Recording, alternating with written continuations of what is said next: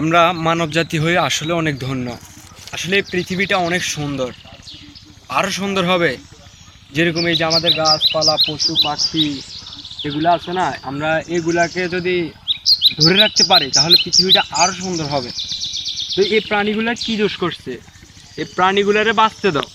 এরা যদি বাঁচে তাহলে আমাদের পৃথিবীর মানব জাতির জন্য উপকার, এবং পৃথিবীটা অনেক সৌন্দর্য হবে।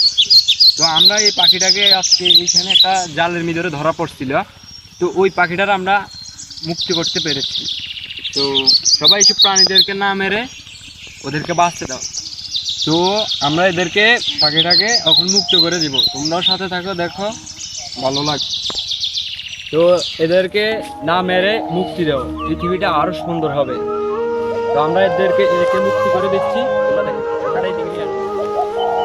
দেখো, এই পৃথিবী, তোমরা আমাদেরকে বাঁচতে দাও, এরকম বলে হাহাকার করতেছে এই পাখিগুলা।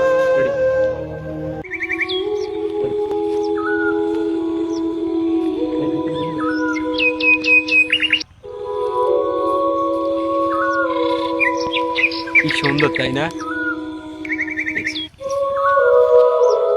আচ্ছা, আমরা যে পাখিটারে ছেড়ে দিলাম, তো তোমার অনুভূতিটা কি? আমার খুব ভালো লাগলো। মানে উনি বুঝাইতে চাইছে যে পাখিগুলাকে মুক্ত করে দাও এবং মানসিক একটা শান্তি অনুভব কাজ করবে, এই পাখিগুলা পৃথিবীটাকে আরো সুন্দর করে ফুটে তুলবে।